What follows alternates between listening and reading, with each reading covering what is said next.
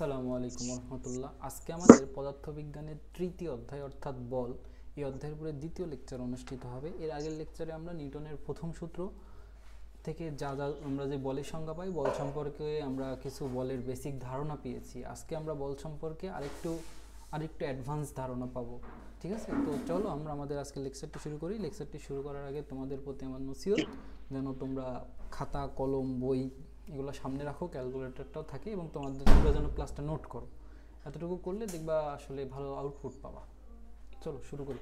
তো এখন আমরা একটা নতুন রাশি সম্পর্কে একটু জ্ঞান লাভ করব। রাশিটার নাম হচ্ছে ভরবেগ। তা আসলে ভরবেগ সম্পর্কে একটু জ্ঞান লাভ করি। আসলে প্রথম কথা হচ্ছে ভরবেগ কি। নাম শুনে দেখো তুমি বুঝতে পারছো, নাম শুনে ভরবেগ। আমাদের এটার নাম কি? ভর বেগ। এটা আমাদের নতুন রাশি, আমরা এর আগে মনে করো এই রাশি দেখি নাই। ভরবেগ নাম শুনে বুঝতে পারছো এই রাশির অংশ কয়টা। এই রাশির অংশ হচ্ছে দুইটা, একটা অংশ হচ্ছে ভর, আরেকটা অংশ হচ্ছে বেগ। তুমি ভরকে কি দ্বারা প্রকাশ করতা তোমার মনে আছে? তুমি ভরকে এম দ্বারা প্রকাশ করতা। ভরের ইংরেজি হচ্ছে মাস, আর বেগের ইংরেজি হচ্ছে ভেলোসিটি। ভেলোসিটি। তো মাস থেকে ভরকে আমি প্রকাশ করতাম এম দ্বারা, আর ভেলোসিটিকে প্রকাশ করতাম ভি দ্বারা। আচ্ছা, তাহলে তুমি বলো তো, ইন দিস কেজ তোমার ভরকে কি দ্বারা প্রকাশ করা উচিত? তোমার ভরকে অবশ্যই এরকম একটা রাশি দ্বারা প্রকাশ করা উচিত। মানে এই এম আর ভি এই দুইটার গুণফলকে আমরা আসলে ভরবেগ বলি। তাহলে আমরা সংজ্ঞা কি দেব? ভর এবং বেগের গুণফলকে আমরা কি বলি? ভর এবং বেগের গুণফলকে আমরা কি বলি? ভরবেগ বলি।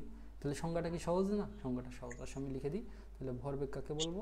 আমরা বলবো হচ্ছে ভর ও বেগের গুণফলকে ভরবেগ বলি। ভর বেগ বলি।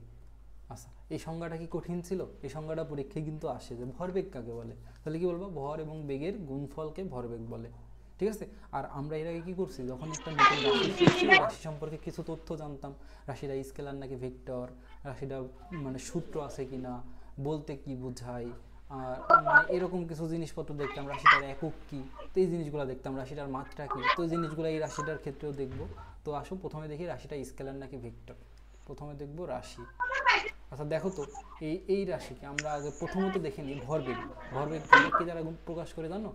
এই ভরবেগকে একে পি দ্বারা প্রকাশ করা হয়। পি দ্বারা প্রকাশ করা হয়, দ্বারা প্রকাশ করা হয়।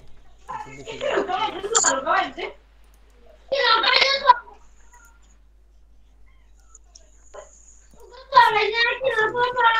এই রাশিকে পি দ্বারা প্রকাশ করা হয়। আচ্ছা ভালো কথা, এটাকে পি দ্বারা প্রকাশ করাই বুঝলাম। তাহলে তুমি বলো, প্রথমত তাহলে আমরা এই রাশির সূত্রটা লিখে ফেলি। এই রাশির সূত্র কি হবে দেখো। সূত্র আমরা জানছি যে ভরবেগ হচ্ছে ভর এবং বেগের গুণফল। এই তোমাদের যার ভাষায় কে জানি কথা বলতেছে, সে একটু মাইকটা মিউট করে রাখো। আচ্ছা দেখো, সূত্র কি আমরা বুঝতে পারছি যে ভর এবং বেগের গুণফলকে ভরবেগ বলে, আর এটাকে আমরা পি দ্বারা প্রকাশ করতেছি। তাহলে সূত্র কি আমরা লিখতে পারবো না যে P is equal to M V? বলো, লিখতে পারবো P is equal to M V? লিখতে পারবো? বলো তো লিখতে পারবো কিনা? P is equal to M V লিখতে পারবো? আচ্ছা, এটা আমরা লিখতে পারি। তারপরে কি আমরা আসলে দেখি রাশিটা আসলে কেমন রাশি। তাহলে আমরা দেখব রাশিটা স্কেলার নাকি ভেক্টর। রাশি, আমরা নতুন কোনো রাশি শিখলে ওই রাশি সম্পর্কে তথ্যগুলো আমরা জেনে নিই, তাই এই ক্ষেত্রেও জানবো। তো দেখো আমাদের সূত্র হচ্ছে, সূত্র থেকে বাকি এই জিনিসগুলো সব পাওয়া যাবে। P is equal to M V. এর ভিতরে তুমি কিন্তু একটা জিনিস জানো, সেটা হচ্ছে যে ভর আমাদের হচ্ছে, ভরকে পরিমাপ করতে শুধুমাত্র মানের প্রয়োজন হয়, দিকের প্রয়োজন হয় না। তার মানে ভর হচ্ছে স্কেলার। আচ্ছা, আর বেগকে পরিমাপ করতে মানের সাথে সাথে দিকের প্রয়োজন হয়, তাহলে বেগ হচ্ছে ভেক্টর রাশি। তো কোনো একটা স্কেলার রাশির সাথে কোনো একটা ভেক্টর রাশি যদি তুমি গুণ করো, তাহলে আলটিমেটলি যে গুণফল পাবা, সেই গুণফলটা আসলে ভেক্টর রাশি হয়। কি রাশি হয় বলো তো? ভেক্টর রাশি। আচ্ছা, যেহেতু এটা ভেক্টর রাশি, তাহলে এটার দিক কোন দিকে হবে এটা আমাদের কনসার্নের বিষয়। মান তো বুঝতেই পাচ্ছি, বেগের মান এবং ভরের মান, অর্থাৎ ভরের মান এবং বেগের মান গুণ করলে যে মান পাবা সেটা হচ্ছে ভরবেগের মান। তার মানে মান সম্পর্কে আমরা ধারণা রাখতে পারছি। দেখো মান সম্পর্কে যে ধারণা রাখতে পারছি, এখানে মান হচ্ছে তুমি লিখতে পারবা P is equal to M V. তাহলে দিক কোনটা হবে ভাই? দিক হবে হচ্ছে বেগ যেদিকে কাজ করতেছে সেদিকে, মানে তোমার বেগটা যেদিকে কাজ করবে ভরবেগের দিকও সেম দিকে। তার মানে বেগের দিক ও বেগের দিক যেদিকে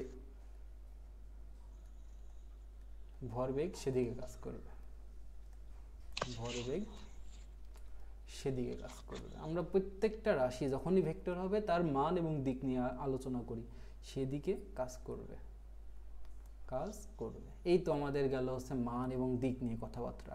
মান হচ্ছে p = mv, আর দিক হচ্ছে বেগ যেদিকে কাজ করবে সেদিকে কাজ করবে। বেগ কোন দিকে কাজ করবে? যেদিকে আমাদের সরণ কাজ করবে। সরণ কোন দিকে কাজ করবে? সরণ হচ্ছে আমাদের আদি অবস্থান থেকে শেষ অবস্থানের দিকে কাজ করবে। আমরা সব কিছু কোথায় শিখে এসেছি? সেই চ্যাপ্টার 2-তে শিখে এসেছি। আচ্ছা, এরপরে আমরা একক এবং মাত্রা নিয়ে কথাবার্তা বলবো। আসো একক নিয়ে কথাবার্তা বলি। এবার আসো একক। একক আমরা কই থেকে পাবো? একক নিশ্চয়ই সূত্র থেকে পাবো। সূত্রটা কি ছিল?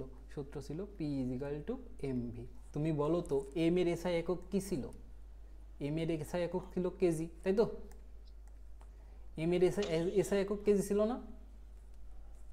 এই যে m এর এসআই একক কেজি ছিল, মনে আছে? m তো ভর, ভরের এসআই একক কি ছিল? কেজি ছিল, বুঝছো?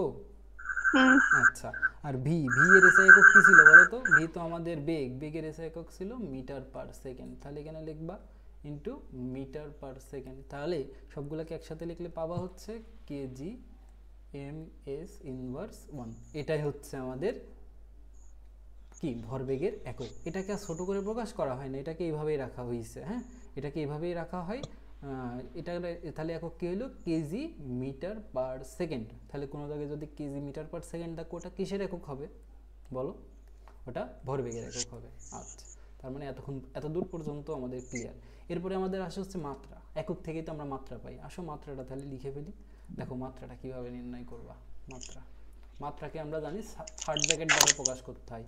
তার মানে আমরা সূত্র কি জানি? আমরা সূত্র জানি হচ্ছে p = mv।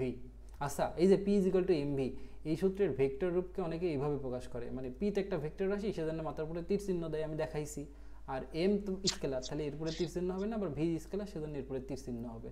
এটা হচ্ছে যে এটাকে বলা যায় হচ্ছে আমাদের ভরবেগের ভেক্টর রূপ। একটু সুন্দর করে দিই, এটা হচ্ছে ভরবেগের ভেক্টর রূপ। এমনি লিখে দিলাম আর কি জানার সুবিধার্থে। আচ্ছা, এবার দেখো আমাদের তো মাত্রা p = mv, তাহলে এটাকে যখন তুমি মাত্রা আকারে প্রকাশ করবে, এটাকে থার্ড ব্র্যাকেটের মধ্যে লিখতে হবে। থার্ড ব্র্যাকেটের মধ্যে লিখে দিলাম। এবার দেখো আমাদের একক কি পেলাম? KG ms inverse 1। তাহলে কেজির যে মাত্রা, মানে ভরের যে মাত্রা, সেটাকে তুমি কি লিখতে বলো তো? মাস, মানে মাসের প্রথম অক্ষরকে বড় হাতে লিখতে m। আর ms ইনভার্স 1, m হচ্ছে আমাদের দূরত্ব, দূরত্বের যেই আমাদের মাত্রা ইউজ করতাম সেটা l। এখানে আমরা প্রথম অধ্যায়ে যেই শিখে এসেছি ওটা ব্যবহার করতেছি। তার মানে বুঝতে পারছো, সব অধ্যায়ের জ্ঞানই কিন্তু সব অধ্যায়ে লাগে। আর s হচ্ছে সময়, তার মানে এটার জন্য টাইম টি ইউজ করতাম, ml t ইনভার্স 1। তাহলে এটাই হচ্ছে আমাদের কিসের মাত্রা বলো তো? এটা হচ্ছে আমাদের ভরবেগের মাত্রা। আচ্ছা, তুমি বলো এই চারটা জিনিস ক্লিয়ার কি ক্লিয়ার না? ক্লিয়ার হওয়ারই কথা। আচ্ছা, আর একটা জিনিস বোঝাই, যে কোনো একটা বস্তুর ভরবেগ, মনে করো 50 কেজি মিটার পার সেকেন্ড বলতে কি বোঝাই আমি তোমাকে বলে দিই। কোন একটা বস্তুর ভরবেগ, মনে করো প্রশ্ন করলো কোন বস্তুর ভরবেগ, কোন বস্তুর ভরবেগ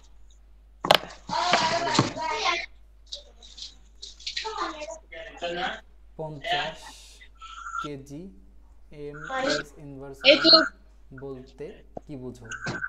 তুমি কি বলবা বলো তো? এটা সংজ্ঞা, এটার উত্তর, এটা কিন্তু খ নম্বরে আসে।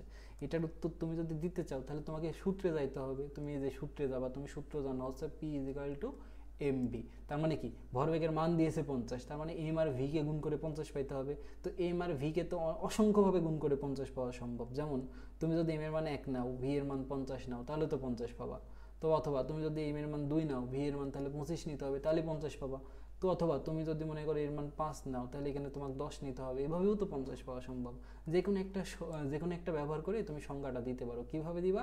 ওই যে যদি 5 কেজি বস্তুর 5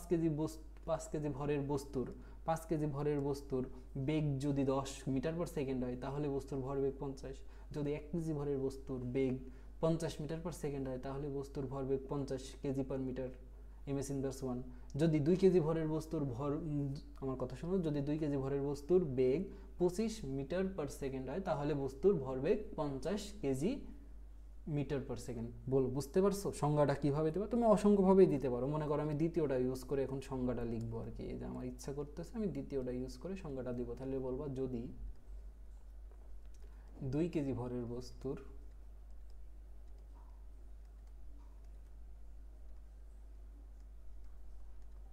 বেগ 25 ms ইনভার্স 1 হয় তাহলে বস্তুর ভরবেগ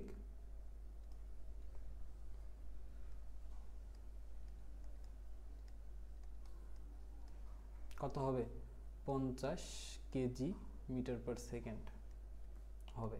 বলো এই পৃষ্ঠায় যা যা লিখলাম সবগুলো তুমি বুঝেছো কিনা? এই হচ্ছে ভরবেগ সম্পর্কে এতটুকু নলেজ থাকলেই যথেষ্ট। এই জিনিসগুলো পরীক্ষায় যদি আসে তুমি পারবা না? রেসপন্স করো একটু। পারবো। আচ্ছা ঠিক আছে, আমি বুঝলাম যে তুমি পারবা। ঠিক আছে, ভরবেগ সম্পর্কে বইয়ে যে তথ্যগুলাই লেখা আছে, তুমি যদি চাও বইয়ে যা আছে, যে এই সূত্রটা তো আমরা দেখাইলামই, এখানে তুমি দেখতে পারো। অর্থাৎ কোনো একটা বস্তুর যদি ভর বেশি হয় তাহলে বস্তুর ভরবেগ বেশি হবে, অথবা কোনো একটা বস্তু যদি বেগও বেশি হয় তাহলে বস্তুর ভরবেগ বেশি হবে। অর্থাৎ বেগের মান বাড়ালেও ভরবেগ বাড়বে, ভরের মান বাড়ালেও ভরবেগ বাড়বে। মানে যে কোনো একটাকে পরিবর্তন করলেই ভরবেগ পরিবর্তিত হবে। মানে ব্যাপারটা এরকম। দেখো আমাদের ভরবেগের সূত্র তো হচ্ছে P = mv। অর্থাৎ অর্থাৎ আমরা যদি ভরকে কনস্ট্যান্ট ধরি, দেখো আমরা যদি এখানে ভরকে কনস্ট্যান্ট ধরি তাহলে একটা কনস্ট্যান্ট আর একটা সমান চিহ্ন উঠে যায়, কি বসবে? P is proportional to v। অথবা আমরা তো আবার দেখো আমাদের তো এটাও সম্ভব যে আমাদের তো P = mv। তাহলে আমরা যদি বেগকে কনস্ট্যান্ট ধরি তাহলে কনস্ট্যান্ট আর সমান উঠে গিয়ে তো আবার এরকমও লেখা যায়, তাহলে P is proportional to m। তার মানে তুমি যদি বেগকে বাড়াও তোমার ভরবেগের মান বাড়বে, তুমি যদি বেগকে কমাও তোমার ভরবেগের মান কমবে, তুমি যদি ভরকে বাড়াও তোমার ভরবেগের মান বাড়বে, তুমি যদি ভরকে কমাও তোমার ভরবেগের মান কমবে। এই সম্পর্ক দুইটা বুঝতে হবে। মানে এক কথায় যে কোনো একটাকে পরিবর্তন করলেই ভরবেগ পরিবর্তন হবে। কিভাবে পরিবর্তন হবে? যে কোনো একটাকে বাড়াইলে ভরবেগ বাড়বে, যে কোনো একটাকে কমাইলে ভরবেগ কমবে। ক্লিয়ার? এটা সামনে অনেক কাজে লাগবে। ওকে, আমি আশা করি এতটুকু বোঝাতে পারছি। আচ্ছা আসো, এই যে বইয়ে এই তথ্যগুলো লেখা ছিল, আমি আশা করি এগুলো পড়লেই তুমি বুঝবে। এটা আমাকে আলাদা করে আর তোমাকে পড়াই দিতে হবে না, যা যা দরকার ছিল আমি অলরেডি পড়াই দিয়েছি। তো চলো আমরা রেডি আর কি, আমরা সব কিছুই দেখছি। দেখো এককে যে এটা আমরা দেখিনি, আমরা দেখছি। তারপরে 1 কেজি ভরের বস্তু 1 মিটার পর বেগে চললে তার ভর বেগে যে এত হবে। কেন এত হবে আমি দেখাইলাম। আমরা প্রশ্ন করলাম না কোন একটা বস্তুর ভরবেগ 50 কেজি, ms ইনভার্স 1 বলতে কি বুঝো, ওটার উত্তরই আর কি এখানে দেওয়া। আর এখানে যে মাত্রাও দেওয়া আছে, আমি মাত্রাও তো তোমাকে দেখাইছি। তার মানে সব কিছুই পড়ানো হয়ে গেছে। এবার আসো দ্বিতীয় সূত্রতে আমরা ফাইনালি জাম্প দিব আর কি। দ্বিতীয় সূত্রতে জাম্প দেওয়ার আগে আরেকটা জিনিস আমি তোমাকে দেখাই দিই। মানে এটা থেকে তোমাদের খ নম্বর প্রশ্ন আসতে পারে যে বস্তুর গতি এবং আকারের উপর বলের প্রভাব ব্যাখ্যা করো। এটা খ নম্বরে আসতে পারে, তাই এটা ভাবলাম যে দেখাই দিই। মনে করো এটা আমাদের হচ্ছে একটা বস্তু চলার পথ। তো বস্তু আসো 3-4টা পথ নিয়ে নিই, লাগতে পারে। তো কপি করলাম, কপি করে এটাকে উপরে তুলে দিলাম। আরেকটা পথ নিয়ে নিই, কপি করলাম, তারপরে ওকে এখান থেকে এটা তো গেল, এটাকে কপি করলাম, কপি করে এটাকে নিচে নিয়ে আনলাম। হ্যাঁ, এবার আসো আমি কিছু দেখাই আর কি। তো দেখো এখানে একটা বস্তু থাকতে পারে এরকম। মনে করো এখানে একটা বস্তু আছে আমাদের, তারপরে মনে করো এখানে একটা বস্তু আছে, আর আরেকটা মনে করো আমাদের এখানে আরেকটা বস্তু আছে, এখানে আরেকটা বস্তু আছে। ঠিক আছে, এই হচ্ছে আমাদের 3টা বস্তু। এটা আমাদের মনে করো প্রথম বস্তু, এটা আমাদের দ্বিতীয় বস্তু, এটা আমাদের তৃতীয় বস্তু। তো প্রথম বস্তু মনে করো আমাদের স্থির। বস্তুর উপরে বলের প্রভাব ব্যাখ্যা করতে বলছে না, তো আমরা ধরে নিলাম যে প্রথম বস্তু স্থির। দ্বিতীয় বস্তু আমাদের মনে করো স্থির না, আমরা এটাকে ধরো গতিশীল ধরলাম, গতিশীল। তৃতীয় বস্তু মনে করো আমাদের গতিশীল। তাহলে তুমি যদি প্রথম বস্তুর উপরে বল প্রয়োগ করো, অ্যাকচুয়ালি তুমি যদি প্রথম বস্তুর উপরে মনে করো এদিক থেকে এদিকে একটা বল প্রয়োগ করলা, তাহলে প্রথম বস্তুর উপরে বল প্রয়োগ করলে প্রথম বস্তু কি হবে বলো তো? স্থির থেকে কি হবে? স্থির থেকে নিশ্চয়ই গতিশীল হয়ে যাবে, তাই না? স্থির থেকে কি হবে? গতিশীল হবে। এটা এটা তো মানে একজন কানা মানুষকে বললে সেও বুঝবে যে একটা স্থির বস্তু, তারপরে যদি আমি কিছু বল প্রয়োগ করি সে আর স্থির থাকবে না, সে গতিশীল হবে, তার মানে সে হলো গতিশীল। তাহলে বল কি করতে পারে? বল স্থির বস্তুকে গতিশীল করতে পারে। আচ্ছা, গতিশীল বস্তুর অবস্থা দুই রকম ভাবে পরিবর্তন হতে পারে। এক, গতির অবস্থা বাড়তে পারে। দ্বিতীয়ত গতির অবস্থা কমতে পারে, মানে গতি যেই গতিতে চলছে তার থেকে বেশি গতি প্রাপ্ত হতে পারে। দ্বিতীয়ত যে গতিতে চলছিল তার থেকে কম গতি হতে পারে। তৃতীয়ত যে গতিতে চলছিল একদম বস্তু থেমে যেতে পারে। এই হচ্ছে কথা। তাহলে তুমি যদি এখন এই বস্তুর উপরে বল প্রয়োগ করো তাহলে কি হইতে পারে? এই বস্তুর গতিশীল থেকে গতির মান কমতে পারে। তুমি যদি এই বস্তুর উপরে বল প্রয়োগ করো তাহলে যেই গতিতে চলছিল তার থেকে গতি বাড়তে পারে। এই হচ্ছে কথা। আসলে আমি তো আমাকে একটু দেখাই, একটা বস্তু নিই, বস্তুটাকে এখানে আঁকাই। আচ্ছা, তারপরে মনে করো আরেকটা বস্তু নিব।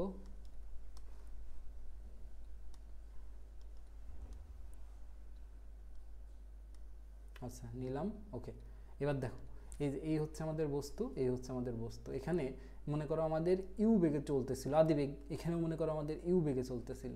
তো এখানে বেগটা এসে ভি হবে, এখানেও বেগটা এসে ভি হবে। তবে এখানে পার্থক্য কি? প্রথম ক্ষেত্রে মনে করো একটা বল প্রয়োগের কারণে আদিবেগটা পরিবর্তন হয়তো একটা বেগ প্রাপ্ত হয়েছে, কিন্তু এখানে বেগটা কমেছে, কমানো সম্ভব। তার মানে এখানে আমাদের কি হয়েছে যে ইউ বড় আর ভি ছোট। আচ্ছা, এখানে কি হইলো? এখানে বস্তুর আদিবেগ বড়, তার মানে এখানে কি কিন্তু গতিটা কমে গেল, তার মানে বস্তু কিন্তু আস্তে আস্তে ধীর গতিতে চলতে শুরু করলো। আর এখানে কি হলো? গতির প্রয়োগ করার কারণে, মানে গতিশীল বস্তুর উপরে বল প্রয়োগ করার কারণে বেগের মানটা আসলে বেড়ে গেল। তার মানে কি আমাদের শেষ বেগ বড় হইলো, আদিবেগ ছোট হইলো। এই তিনটা কেস হইতে পারে। আর একটা কি? বস্তু স্থির হইতে পারে, যে এইখানে বস্তু আদিবেগে, মানে যেখানে বস্তুর বেগ কমতেছে সেখানেই তো বস্তু স্থির হইতে পারে। মানে টোটালি এই তিনটা কেস হইতে পারে। প্রথমত কিভাবে লিখবা? যে কোনো একটা গতিশীল বস্তু, মানে স্থির বস্তুর উপরে বল প্রয়োগের কারণে স্থির বস্তু গতিশীল হইতে পারে। দ্বিতীয়ত গতিশীল বস্তুর উপর বল প্রয়োগ করার কারণে গতিশীল বস্তুর গতির অবস্থার পরিবর্তন হইতে পারে। অবস্থার পরিবর্তন দুই রকম হইতে পারে। প্রথমত হয় বেগের মান কমতে পারে, না হলে বেগের মান বাড়তে পারে।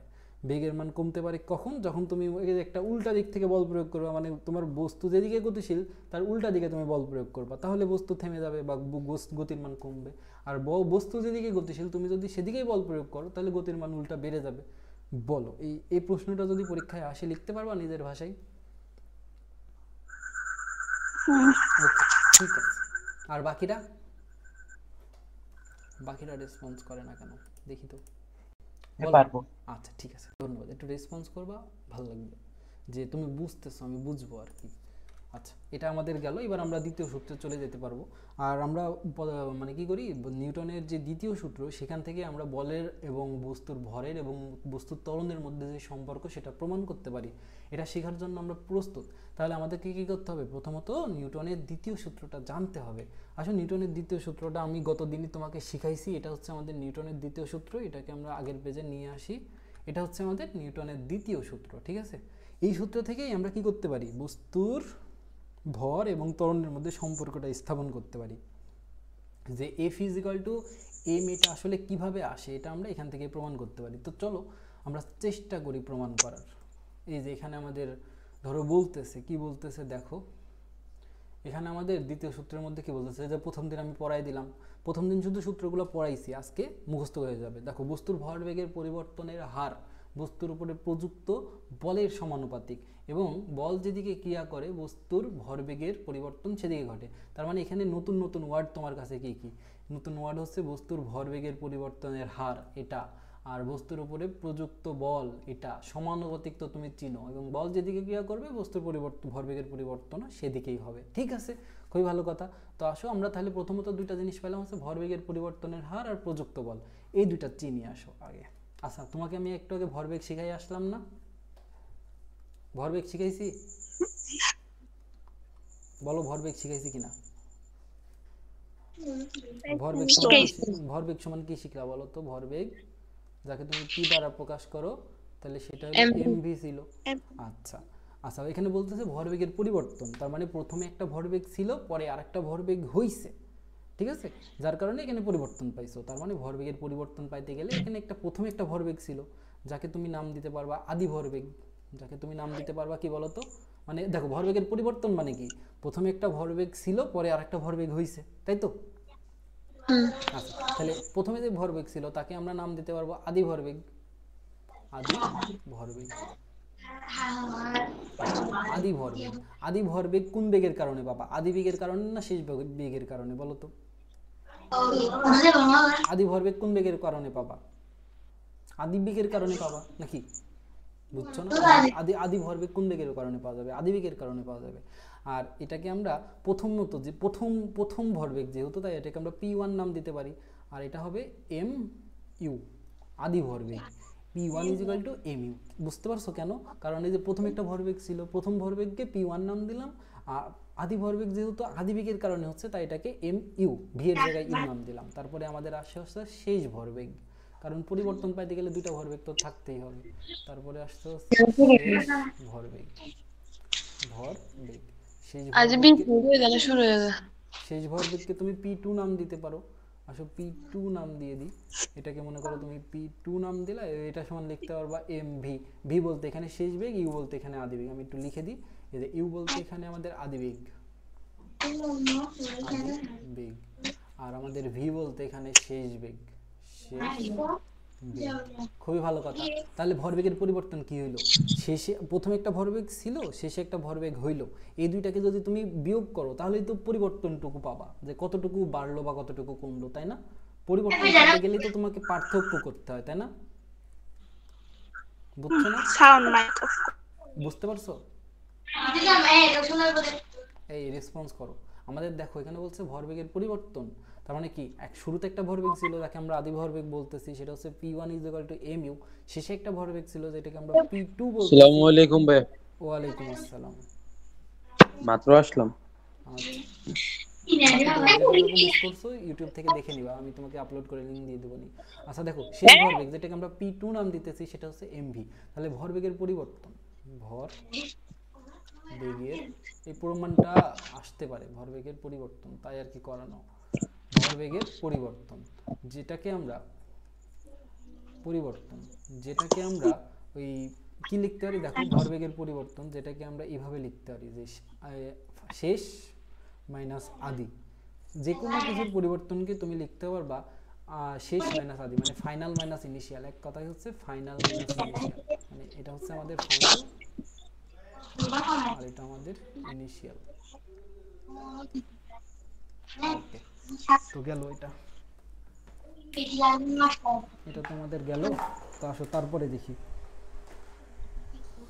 আচ্ছা, এবার আসো, এবার আমরা দেখি তো আমাদের P2 এর মান আমরা কত পাইছি। দেখো তো P2 এর মান আমরা পাইছি হচ্ছে যে mv, আর P1 এর মান পাইছি আমরা mu। ঠিক আছে, পাইছি তো? আচ্ছা, এটা আমাদের ভরবেগের পরিবর্তন গেল। আর আমি তোমাকে ওই যে দ্বিতীয় অধ্যায় শিখাইছিলাম কোনো কিছুর হার মানে তাকে সময় দ্বারা ভাগ করা, আমি তোমাকে এই লাইনটা শেখাই নাই যে কোনো কিছুর ভর মানে কোনো কিছুর হার, নোট, কোনো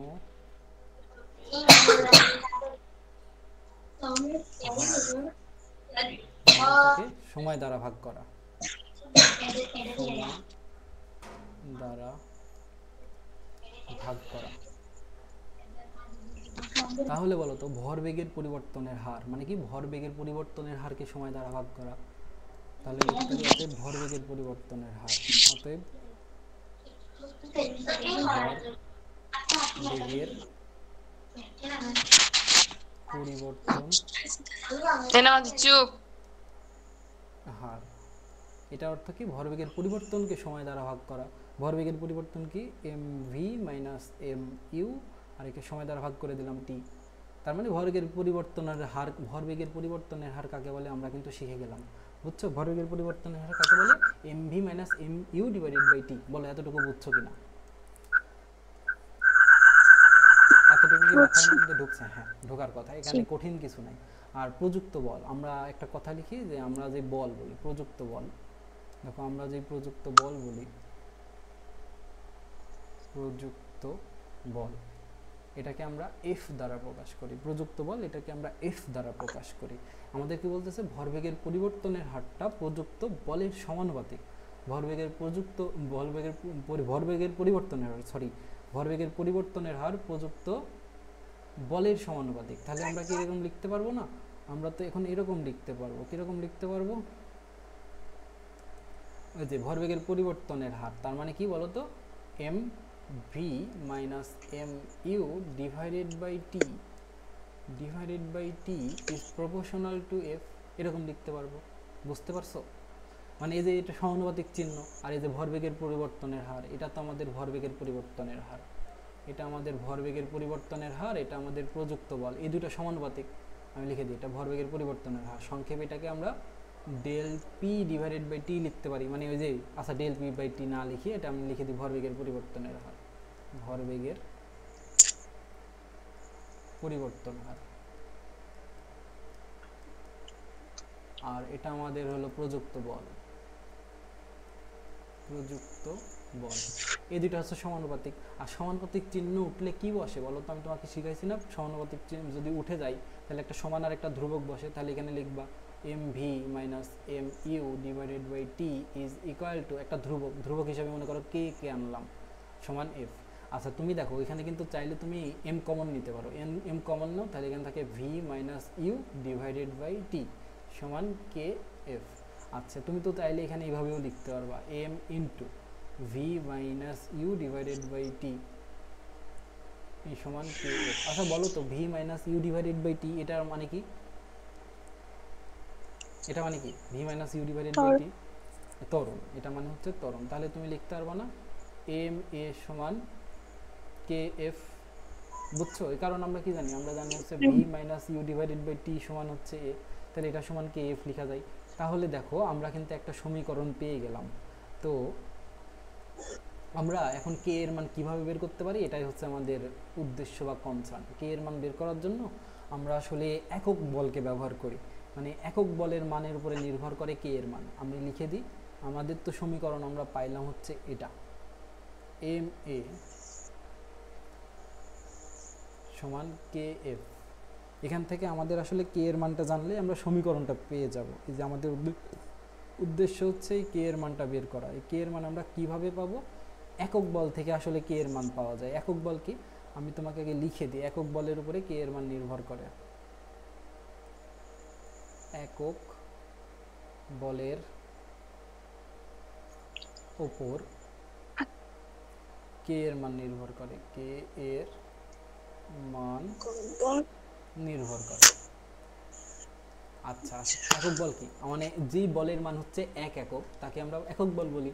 তাহলে এক বলের মান এক কখন বসাবো? দেখো এম এর মান যদি তুমি 1 কেজি বসাও, এর মান যদি 1 মিটার পার সেকেন্ড স্কয়ার বসাও, আর এফ এর মান 1 বসাইলে তো সেটা একক বল, তাই না? তাহলে একক বল পাবা। তাহলে আমরা এখন কি করব বলো তো? এই যে এম ইজ ইকুয়াল টু যদি আমরা 1 কেজি বসাই, এ সমান যদি আমরা 1 মিটার পার সেকেন্ড স্কয়ার বসাই, আর এফ সমান যদি আমরা একক বসাই, বলের একক যে নিউটন, এটা আমরা একটু পরেই জানবো, সমস্যা নাই। তো এই তিনটা যদি আমরা বসাই, এখান থেকে আমরা আসলে কে এর মানটা পাবো। এই তিনটা বসালে কে এর মান কত পাবো? মনে করো এই যে তিনটা এখন এই সমীকরণে বসাবো, এম এর মান বসাবো হচ্ছে 1, এ এর মান বসাবো হচ্ছে 1, কে ইন্টু এফ এর মান বসাবো হচ্ছে 1। তাহলে এই তিনটা বসালে কে এর মান কত পাইলা? কে এর মান পাইলা হচ্ছে 1। আচ্ছা তাহলে এবারে কে এর মানটা আমরা এই যে এই সমীকরণে বসাবো, এই সমীকরণে একটা নাম দিয়ে দিই। তাহলে মনে করো এই সমীকরণে একটা নাম দিলাম, এটা আমাদের 1 নম্বর সমীকরণ। তাহলে এই সমীকরণে যদি এখন মান বসাই, তাহলে কে সমান 1 এর মান 1 নং সমীকরণে বসাই। আমাদের পড়াশোনা অনেকটাই দ্রুত আগাবে এবার, কোনো সমস্যা নেই। তার মানে আমরা তখন সমীকরণটা এরকম পাবো, M A is equal to F, অর্থাৎ আমরা এটাকে সুন্দর করে সাজায় লিখলে এফ সমান এম এ। এইভাবে আর কি নিউটন তার দ্বিতীয় সূত্রটা প্রমাণ করছিল। আসলে এইভাবে করে নাই, তিনি অবশ্যই এখানে অনেক হায়ার লেভেলের জিনিসপত্র ব্যবহার করছে, ক্যালকুলাস, কিন্তু এখন তো আমাদের ক্যালকুলাস বোঝার টাইম নাই, বা ওটা তো হায়ার লেভেলের জিনিস, ওটা পরে তুমি ইন্টারভিউ উঠলে শিখবা। আপাতত এরকমই যে এফ সমান এম এ, এই সূত্রটাকে এইভাবে প্রমাণ করা হয়। কে এর মানটা কীভাবে পাওয়া যায়? একক বলের উপরে কে এর মানটা নির্ভর করে। এটাই হচ্ছে আমাদের নিউটনের দ্বিতীয় সূত্র, যেখানে আমাদের এফ হচ্ছে প্রযুক্ত বল।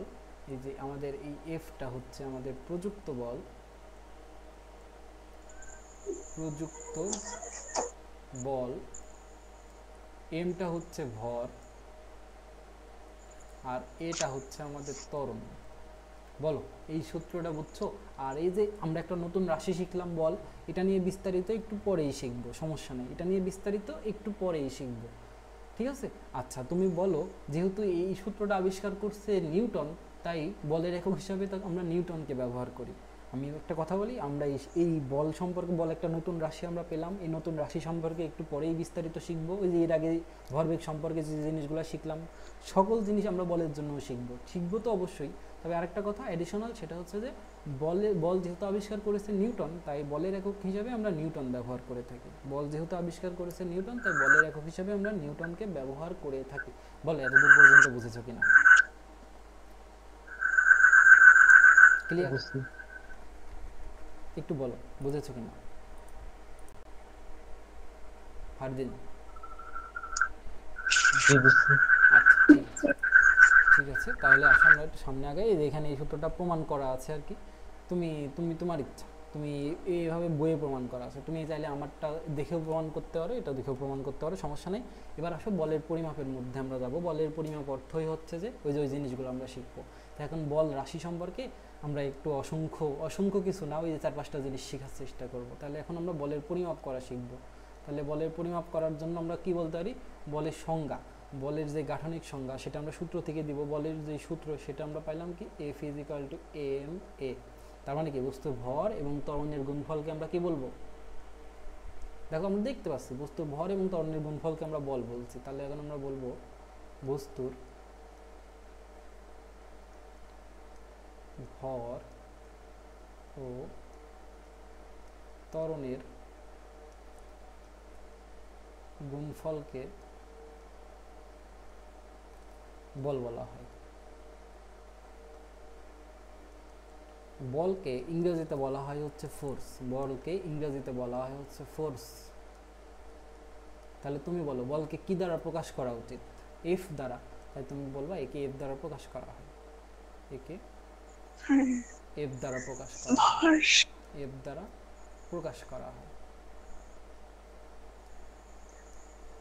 তাহলে প্রথমত আমরা দেখি হচ্ছে এই বলের কোনো সূত্র আছে কিনা। তো বলের একটা তো সূত্র আছে, তার সূত্রটা দেখি। প্রথমত সংজ্ঞা দেখলাম, তারপরে দেখবো হচ্ছে সূত্র। বলের সূত্রটা কি বলো তো? F equal to ma. F is equal to M এ।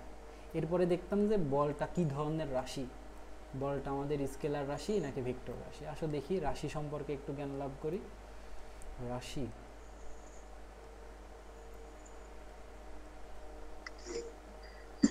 রাশি, তো দেখো রাশি কি, আমরা দেখবো যে বলটা স্কেলার নাকি ভেক্টর। তো আমরা সেটার জ্ঞান আমরা সূত্র থেকেই পাবো। F is equal to M A. এমটা কি বলো তো? এমটা স্কেলার নাকি ভেক্টর? এম হচ্ছে ভর, আর ভর হচ্ছে আমাদের স্কেলার। আর ত্বরণ আমাদের ভেক্টর, আমরা জানি ত্বরণ আমাদের কি রাশি? ভেক্টর রাশি।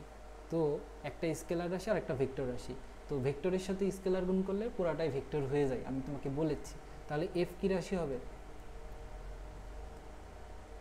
এফও নিশ্চয়ই ভেক্টর রাশি হবে, তাই না? এফ ভেক্টর রাশি হবে না? হ্যাঁ। তাহলে তাহলে তুমি আমাকে বলো তাহলে এখন এই রাশির দিক নিয়ে আমাদের কথা বলতে হবে। আসো দিক নিয়ে কথা বলি। মানে যেহেতু এটা আমাদের ভেক্টর রাশি হলো, তার মানে মানের সাথে সাথে দিকও থাকবে। এই অনলাইন বোর্ডের উপরে সেকেন্ড ব্র্যাকেট দেওয়াটা কষ্ট। আচ্ছা তাহলে এটার মান এবং দিক নিয়ে কথা বলতে হবে। আসো প্রথমত মান নিয়ে কথা বলি। মান কই থেকে পাবা? মান পাবা তুমি হচ্ছে F is equal to M A, এই সূত্র থেকে। আর এই সূত্রে যদি তুমি ভেক্টর রূপে প্রকাশ করতে চাও, মানে ভেক্টর রূপে প্রকাশ করতে চাও, তাহলে তুমি এভাবে প্রকাশ করতে পারো, ভেক্টর রূপে প্রকাশ। ভেক্টর রূপ, ভেক্টর রূপটা আসলে এরকম। এফ হচ্ছে আমাদের ভেক্টর রাশি, তার মানে এরপরে একটা তীর চিহ্ন দিবা। এম তো স্কেলার, তীর চিহ্ন দেওয়ার দরকার নাই। এ হচ্ছে ভেক্টর রাশি, তাহলে এরপরে একটা তীর চিহ্ন দিবা। এটা হচ্ছে ভেক্টর রাশি। এবং দিক, আসো দিক নিয়ে কথা বলি। দিক, দিক হচ্ছে দেখো এর ভিতরে ত্বরণ হচ্ছে আমাদের ভেক্টর রাশি, তার মানে ত্বরণ যেদিকে কাজ করবে বস্তুর উপর প্রযুক্ত বল সেদিকে কাজ করবে। মানে ত্বরণ যেদিকে কাজ করবে, ত্বরণ যেদিকে কাজ করবে,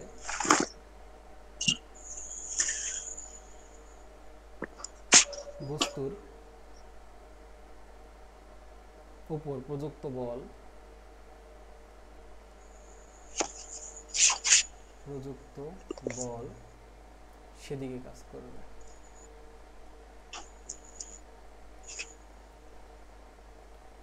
এই তো, তাহলে বুঝতে পারছো, তাহলে বস্তুর ত্বরণ কোন দিকে কাজ করবে? বস্তুর ত্বরণ কাজ করবে বস্তুর বেগ যেদিকে কাজ করবে। বস্তুর বেগ কোন দিকে কাজ করবে?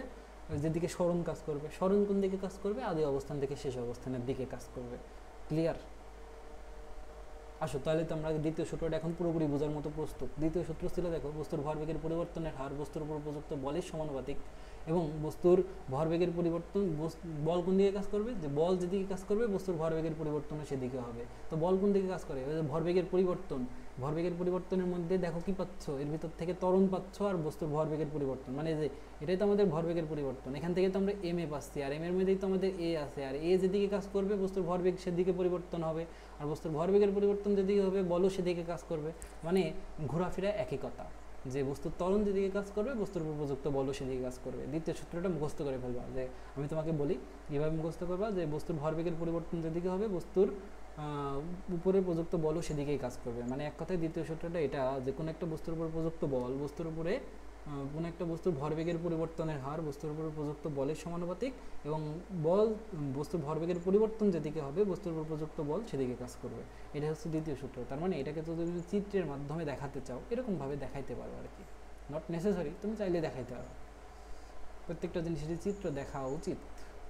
মনে করে একটা বস্তু আমাদের, তো এখন এই বস্তুটার যে ভর, বস্তুর ভর তো চেঞ্জ হয় না। মনে করো এই বস্তুর ভর হচ্ছে এম, আদি অবস্থায় যখন ছিল বস্তুর উপরে মানে ইউ আদি বেগে চলতেছিল। এখন তুমি যখন এরপরে একটা বল প্রয়োগ করবা, দিক থেকে এদিকে একটা বল প্রয়োগ করলা, কোন বল প্রয়োগ করলাম? মনে করো এফ পরিমাণ একটা বল প্রয়োগ করলা, তাহলে বস্তুটা নিশ্চয়ই এখানে থাকবে না, একটু সামনে আগায় যাবে।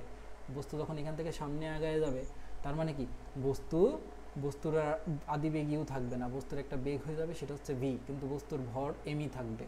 তাহলে এখান থেকে তুমি কি পাবা? এখান থেকে বস্তুর আদি ভরবেগ পাবা, এখান থেকে একটা বস্তুর আদি ভরবেগ পাবা, সেটা কি পাবা? সেটা পাবা হচ্ছে আমাদের এম ভি। এখান থেকে একটা শেষ ভরবেগ পাবা, সে এম ইউ পাবা, আসলে সরি, প্রথমে পাবা এম ইউ আদি ভরবেগ, এখান থেকে শেষ ভরবেগ পাবা, সেটা হচ্ছে এম ভি। তাহলে এখান থেকে তুমি পরিবর্তন করলে কি পাবা? ওই যে এখান থেকে যেটা পরিবর্তন করবা করলে তুমি পাই যাবা এফ ইজিক্যাল টু এম এ। এইভাবে আর কি এখান থেকে চিত্রটা আসলে ব্যাখ্যা করা হয়। একটা বস্তু ছিল, তুমি উপরে এফ পরিমাণ বল প্রয়োগ করছো এম ভরের বস্তুর উপরে, ইউ আদি বেগে থাকা বস্তুর উপরে এফ পরিমাণ বল প্রয়োগ করলে বস্তুটার কি হয়? বস্তুটার আর আগের অবস্থায় থাকে না, অবস্থান পরিবর্তন হয়, আর অবস্থান পরিবর্তন হলে বেগের পরিবর্তন হবে। তাহলে কি তখন আমাদের একটা ভরবেগ পাবো এম ভি। আর এটার পরিবর্তন মানে কি? ভরবেগের পরিবর্তন। ওটাকে টাইম দ্বারা ভাগ করলে কি হবে? মনে করো টি সময় এসে এখান থেকে এখানে গেছে, টাইম দ্বারা ভাগ করলে ভরবেগের পরিবর্তনের হার পাবা, আর ভরবেগের পরিবর্তনের হার প্রযুক্ত বলের সমানুপাতিক। এখান থেকে নিউটনের দ্বিতীয় সূত্রটা আসে। ওকে, আমরা বুঝছি যে আমরা এতদূর পর্যন্ত বুঝলাম। তাহলে এবার কি রাশির পরে আমরা দেখি হচ্ছে একক। আসো একক নিয়ে একটু কথাবার্তা বলি। একক নিয়ে কথাবার্তা বলতে গেলে আমাদের সেই সূত্রই লাগবে। আমরা জানি F is equal to M A, ঠিক আছে? তাহলে এখান থেকে একক কি পাবা? এম। এম হচ্ছে ভর, ভরের একক কি? কেজি। আচ্ছা, এই হচ্ছে ত্বরণ, ত্বরণের একক কি? M S inverse 2। তার মানে তুমি বোঝো এই যে কেজি এম এস ইনভার্স 2, এটাকেই সংক্ষেপে কিন্তু বলা হয় হচ্ছে নিউটন। কেজি মানে আমাদের দেখো ভরের একক ছিল কেজি, আর এর একক ছিল এম এস ইনভার্স 2, এটাকে আমরা সংক্ষেপে বলি নিউটন। তার মানে আমরা এই কথাটা বলতে পারবো 1 কেজি এম এস ইনভার্স 2 মানেই 1 নিউটন। মানে ব্যাপারটা হচ্ছে এরকম, এই কেজি এম এস ইনভার্স 2 বলতে অনেক টাইম লাগে, লিখতেও অনেক টাইম লাগে, তাই বিজ্ঞানী নিউটন কি করছে, এটাকে একটু ছোট করে তার নামে নামকরণ করে দিছে। যে কোন একটা বস্তুর উপরে যদি 1 কেজি এম এস ইনভার্স 2 পরিমাণ বল প্রয়োগ করা হয় তাকে তোমরা 1 নিউটন বলবা। বুঝছো? এভাবে তিনি ছোট করে দিয়েছে। আমি আবার বলি, মানে তিনি বলছে যে কোনো একটা বস্তুর উপরে যদি 1 কেজি এম এস ইনভার্স 2 পরিমাণ বল প্রয়োগ করা হয় তাহলে তোমরা তাকে 1 নিউটন বলবা। সেজন্য আমরা কি করছি, 1 কেজি এম এস ইনভার্স 2 কে 1 নিউটন ধরে নিয়েছি। এই তো আমাদের একক গেল। এরপরে আমাদের আসবে হচ্ছে মাত্রা। আসো মাত্রা সম্পর্কে একটু পড়াশোনা করি। তো এবার আমরা পড়বো হচ্ছে মাত্রা। মাত্রা আমরা কই থেকে পাবো? সেই সংজ্ঞা থেকেই পাবো। আমরা কি জানি? F is equal to M A, আর এটা যে আমরা একক পাইলাম সেটা হচ্ছে যে কেজি এম এস ইনভার্স 2। আচ্ছা, এখান থেকে আমরা মাত্রা লিখতে পারবো। মাত্রাকে আমরা কি করি? কোনো কিছুর মাত্রাকে আমরা থার্ড ব্র্যাকেটের মধ্যে লিখে প্রকাশ করি। এফ এর মাত্রা মানে এফ কে থার্ড ব্র্যাকেটের মধ্যে লিখবা। তারপরে কত? এ কেজির যেই প্রকাশ, আমরা এটাকে মাস বলি, মাসের এম বড় হাতে লিখবা, তার মানে কেজির মাত্রা এম। আচ্ছা, এম হচ্ছে আমাদের দূরত্বের একক, দূরত্বকে আমরা ইংরেজিতে লেন্থ বলি, তাহলে এল। আর এখানে সময়কে টি বলি, আর ইনভার্স 2 আছে। তাহলে বলো বলের মাত্রা কি টি ইনভার্স 2। বলের মাত্রাটা কি বুঝতে পেরেছো? বলের মাত্রাটা বুঝতে পেরেছো? বলো তো। হ্যাঁ আচ্ছা আর কি বাদ থাকলো? আর বাদ থাকলো হচ্ছে যে বলতে কি বুঝো। আসো বলতে কি বুঝো আমি একটু দেখাই। যে কোনো বস্তুর উপরে কোনো বস্তুর উপর 20 নিউটন বল প্রয়োগ করা বলতে কি বুঝো, এটাই হচ্ছে আমাদের প্রশ্ন। তো এটার উত্তর তুমি কিভাবে দিবা? এই যে দেখো আমরা সূত্র কি জানি? আমরা সূত্র জানি হচ্ছে F = ma। তাহলে আমাদের F এর মান এখানে বলতেছে 20 নিউটন। তার মানে কি এই যে আমাদের এখানে কি আছে দেখো তো, আমাদের এখানে m আছে আর a আছে। তাহলে m আর a কে গুণ করে আমাদের 20 করতে হবে। তার মানে আমরা যদি m এর মান 2 নিই, এখানে আমাদের 10 নিতে হবে, কারণ 2 আর 10 গুণ করলেই তো কত হয়? 20 হয়। আমরা যদি m এর মান 1 নিই, তাহলে এখানে আমাদের দিতে হবে হচ্ছে কত বলো তো? এখানে আমাদের দিতে হবে হচ্ছে 20। না হলে তো 1 আর 20 গুণ করলেই তো 20 হয়। তার মানে তুমি যে কোনোভাবে সংজ্ঞা দিতে পারো, কিন্তু এমনভাবে সংজ্ঞাটা দিতে হবে যাতে দুইটা m এবং a এর মান গুণ করলে তুমি 20 পাও। তার মানে সংজ্ঞাটা তুমি কিভাবে লিখবা? যে কোনো একটা বস্তুর উপরে, মানে আমরা এভাবে দিতে পারবো, আমি দুই দিয়ে দিই, তাহলে 2 কেজি ভরের বস্তুর উপরে 2 কেজি ভরের বস্তুর উপর 10 মিটার পার সেকেন্ড স্কয়ার ত্বরণ সৃষ্টি করলে বস্তু ওপর প্রযুক্ত বলের মান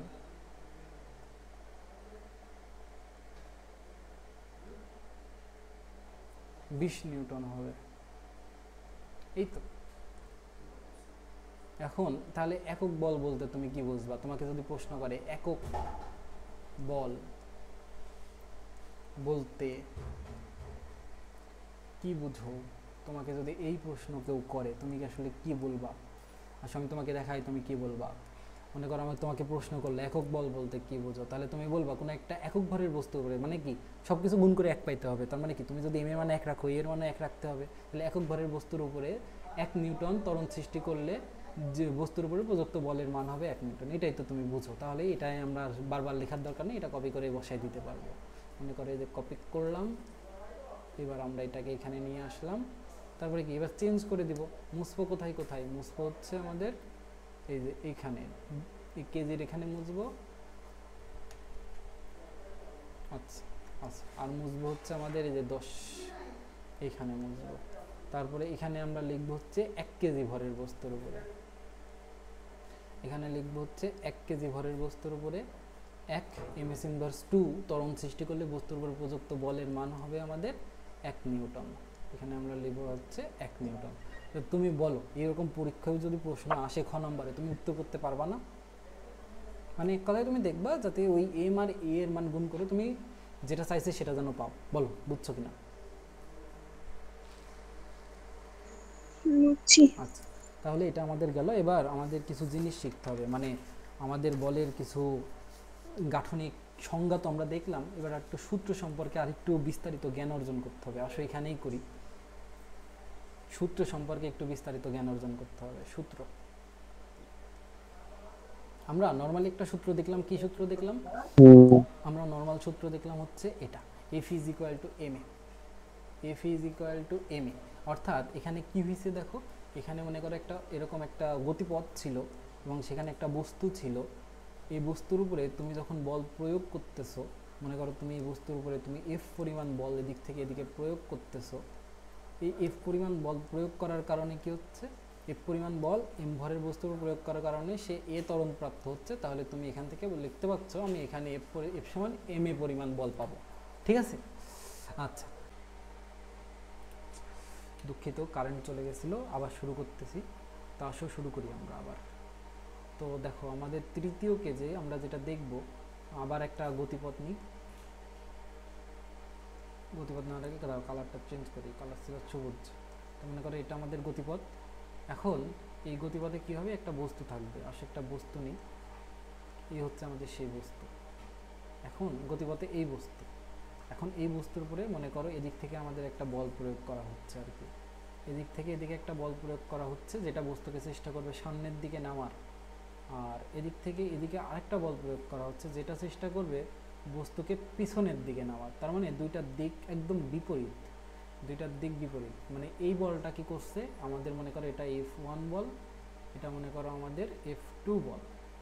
এই F1 বল যেটা করবে বস্তুকে সামনের দিকে নেওয়ার চেষ্টা করবে, সামনের দিকে নিবে। আর F2 বল যেটা করবে এটাকে পেছনের দিকে নেওয়ার চেষ্টা করবে, পেছনের দিকে। আর এটার আমি তোমাকে দাঁড়াও, একজন আসলো, তাকে আমি আগে অ্যাডমিট দিয়ে আসি। হ্যাঁ ফারদিন, কারেন্ট চলে গেছিল গো, দুঃখিত।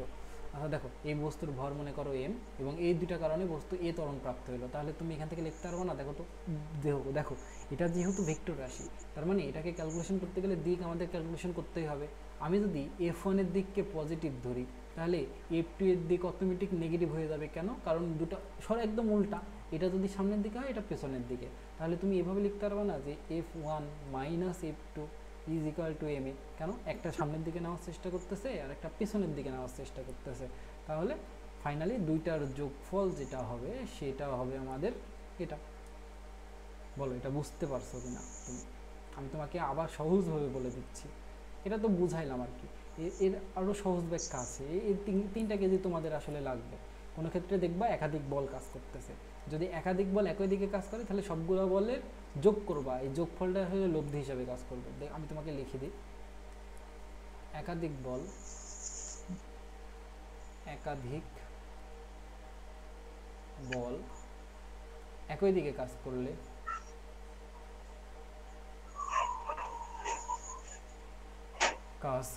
সেক্ষেত্রে আমরা লব্ধি পাই। তো সেই লব্ধিটা কি? লব্ধি মানে সবগুলো যোগফল আগে। একাধিক বল একই দিকে কাজ করলে সকল বলগুলো যোগ করতে হবে, সকল বলগুলো যোগ করতে হবে, যোগ করতে হবে। কেমন?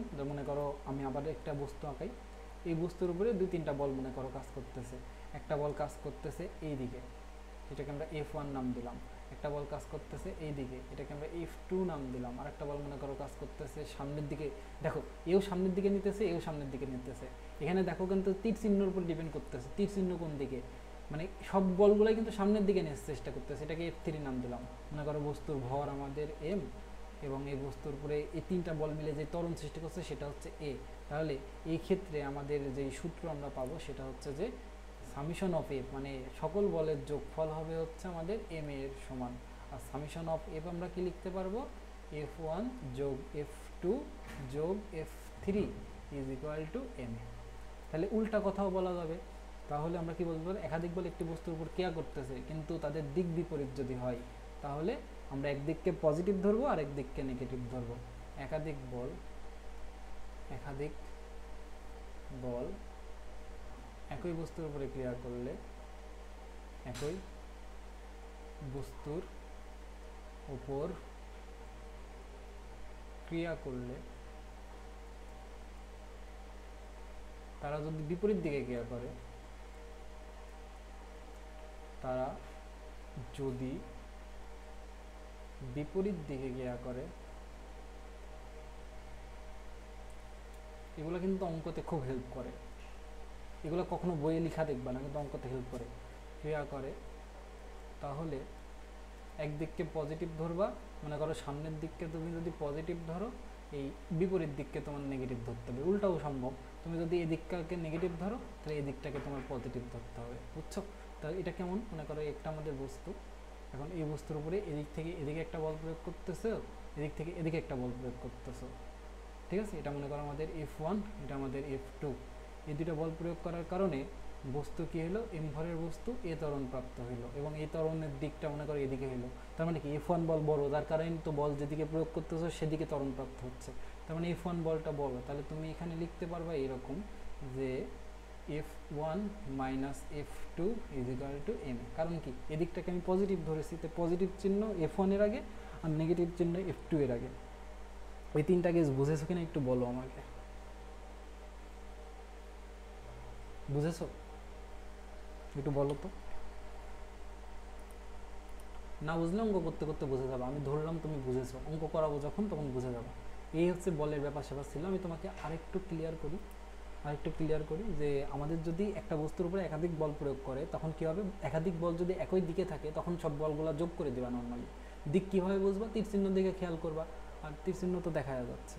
আর একটা বস্তুর উপর যদি একাধিক বল প্রয়োগ করে এবং তারা যদি একদিকে না থাকে ভিন্ন দিকে থাকে তাহলে তখন কী হবে, তখন আমাদের কী করতে হবে, ওই যেই বলগুলো একই দিকে তার আগে এক ধরনের চিহ্ন, যে বলগুলো বিপরীত দিকে তাদের আগে অন্য ধরনের চিহ্ন। হয় পজিটিভ হলে একদিকে বলগুলোকে পজিটিভ ধরবো আর একদিকে বলগুলোকে নেগেটিভ ধরবো, ঠিক আছে, এই হচ্ছে ব্যাপার।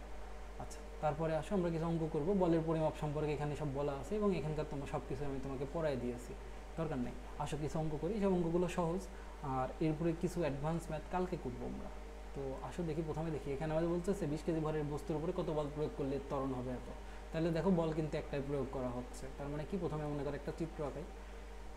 তো মনে করো এই হচ্ছে আমাদের এখানে একটা বস্তু, এই হচ্ছে একটা বস্তু, এই বস্তুর উপরে এই বস্তুর যে ভর, এই বস্তুর যে ভর আমরা লিখি এটা হচ্ছে এম ইজ ইকুয়াল টু কয় কেজি, 20 কেজি। আর কত বল প্রয়োগ করলে এই বস্তুর ত্বরণ, মানে দেখো ত্বরণের মানও বলে দিয়েছে, সেটা হচ্ছে 2 মিটার পার সেকেন্ড স্কয়ার। তার মানে এখানে একটা বল তুমি নিশ্চয়ই প্রয়োগ করতেছো, যার কারণে তো বস্তু এই ত্বরণ প্রাপ্ত হচ্ছে। তো এইখানে বলের মান কত সেটা আমরা ধরে নিলাম, এটা হচ্ছে আমাদের এ। তাহলে তুমি লিখবা এখানে নিশ্চয়ই সলিউশন লিখতে হবে। আসো সলিউশন লিখে ফেললাম। দেখো এখানে তাহলে এম এর মান কত, এখানে এম এর মান হচ্ছে 20 কেজি,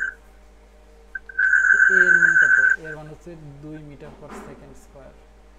আর এফ সমান কত, এটাই আমাদের বের করতে হবে। এই যে বলতেছে কত বল প্রযুক্ত হলো, তাহলে এখন লিখতে পারি আমরা জানি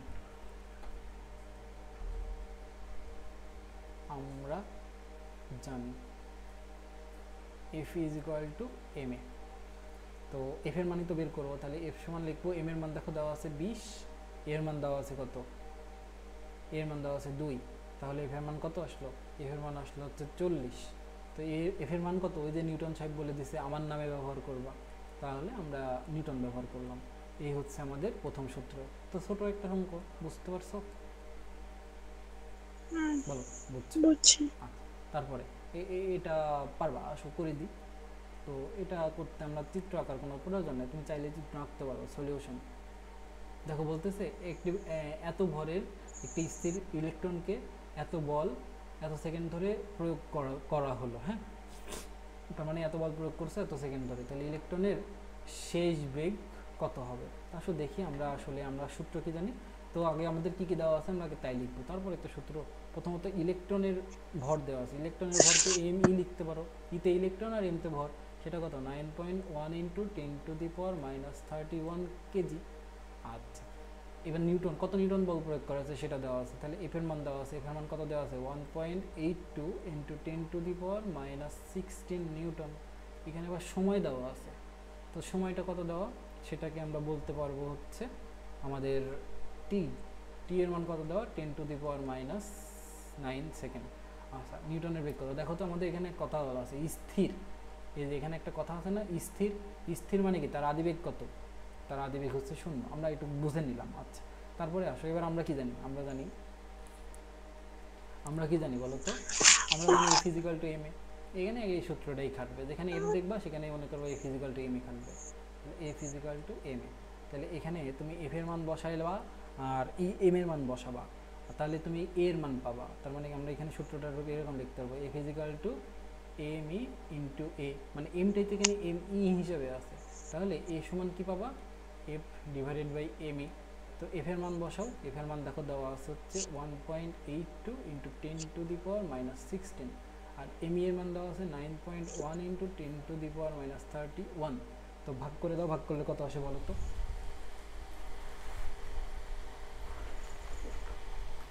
কত আসে,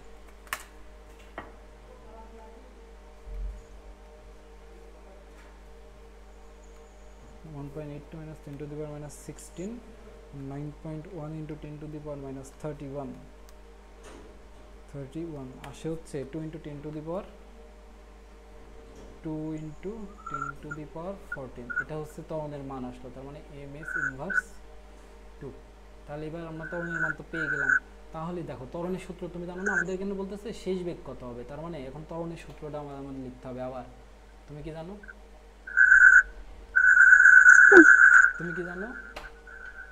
a is equal to v minus u by t। তো তুমি এখানে দেখো, তুমি বলতেছে যে বস্তু স্থির অবস্থা থেকে যাত্রা করে, বস্তু স্থির অবস্থা থেকে যাত্রা করে, তার মানে কি বস্তুর ক্ষেত্রে ইউ এর মান হচ্ছে 0, ইউ এর মান 0 বসায় দাও, তাহলে দেখো সূত্রটা ছোট হয়ে যাবে। তো a আচ্ছা ভি মাইনাস ইউ, এর মান 0 ডিভাইডেড বাই টি, তাহলে সূত্রটার রূপ হলো কত, a সমান ভি বাই টি। দেখো তোমার a এর মান জানো, টি এর মান দেওয়া আছে, সেখান থেকে তুমি ভি এর মান বের করতে পারবা। ভি এর মান হবে হচ্ছে a টি। তো a এর মান কত দেওয়া আছে দেখো, a এর মান দেওয়া আছে হচ্ছে আমরা বের করলাম, সেটা হচ্ছে 2 × 10 টু দি পাওয়ার মাইনাস 14। আর এখানে টি এর মান দেওয়া আছে কত, 10 টু দি পাওয়ার মাইনাস 9। তো করে দাও into 1 × 10 to the power minus 9। এটা আসে হচ্ছে কত আসে জানো, 2 এর পাশে 5টা শূন্য, 1 2 3 4 5, 1 2 3 4 5। আশা করি তোমরা ক্যালকুলেশন করতে পারবে, এককভাবে ms ইনভার্স 1 এটা ক্যাল করতে পারবা। বলে অঙ্কটা বুঝেছো কিনা। প্রথমত আমরা a ফিজিক্যাল টু m এই সূত্রটা ব্যবহার করে বলের ত্বরণের মান বের করে নিলাম। তারপরে কি করলাম, সেখানে এই যে বলে দিছে যে ইলেকট্রনটি স্থির ছিল, তারপরে সেই স্থির ইলেকট্রন মানে আদিবেগের মান 0, সেটা বসাই আমরা কি করলাম, শেষ বেগের মান বের করলাম, কারণ সময়ের মান দেওয়া ছিল, মানে সহজ ছিল আর কি, কঠিন কিছু ছিল না। এটা পারবা আশা করি। তারপরে এটা তুমি পারবা, কিভাবে করবা দেখো, আমরা তো সূত্র জানি a ফিজিক্যাল টু m, এই সূত্রের প্রয়োগ হবে। তো তোমার দেখো m এর মান দেওয়া আছে 50 কেজি, আর তারপরে ত্বরণের মান দেওয়া আছে 4। তাহলে এখান থেকে কত বল প্রয়োগ করতে হবে, f এর মান তুমি বের করতে পারবা না, দুটা গুণ করে দিবা, 50 আর 4 গুণ করলে 200 হয়, এভাবে করবা। তাহলে তোমার এটা এইচডব্লিউ থাকলো আর কি, তুমি এটা নিজে নিজে করবা বাড়িতে, দেখবা উত্তর আসবে 200।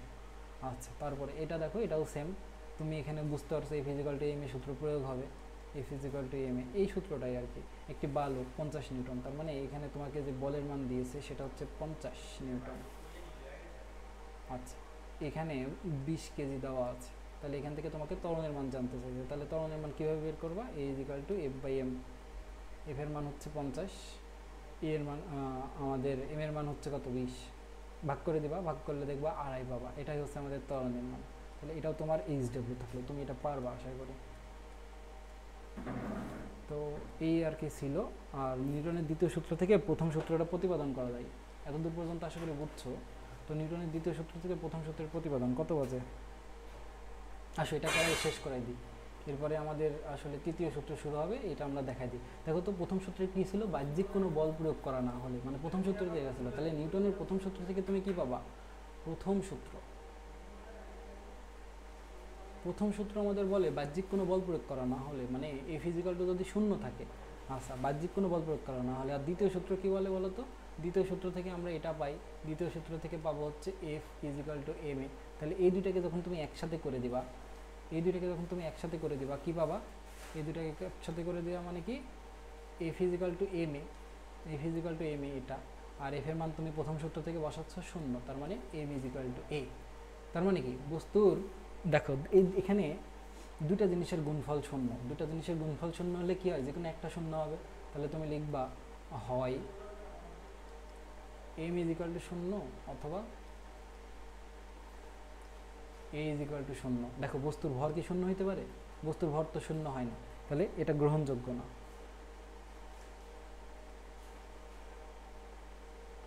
কিন্তু বস্তুর ত্বরণ 0 হতে পারে, তাহলে এটা গ্রহণযোগ্য। কিন্তু তুমি বলো ত্বরণের সূত্র তুমি জানো না, ত্বরণের সূত্র কি জানো বলো তো, ত্বরণের সূত্র জানো তো, এই যে V minus U divided by T সমান 0, তার মানে কি বলো তো, এই যে টিটা ওইদিকে গুণ হয়ে যাবে, তাহলে ভি মাইনাস ইউ সমান 0, তার মানে কি লিখতে পারবা বলো তো, ভি সমান ইউ। এটাই তো ছিল, বাহ্যিক কোনো বল প্রয়োগ করা না হলে এই স্থির বস্তু স্থির থাকবে, স্থির বস্তু স্থির থাকার মানে কি, যার বেগ তাই থাকবে, আর গতিশীল বস্তু সমবেগে সরলরেখায় চলতে থাকবে। এই যে আদিবেগ আর শেষ বেগ সমান, এর অর্থ কি, এটা হচ্ছে সমবেগ, আদিবেগ আর শেষ বেগ সমান, এটার অর্থই তো এটা হচ্ছে সমবেগ।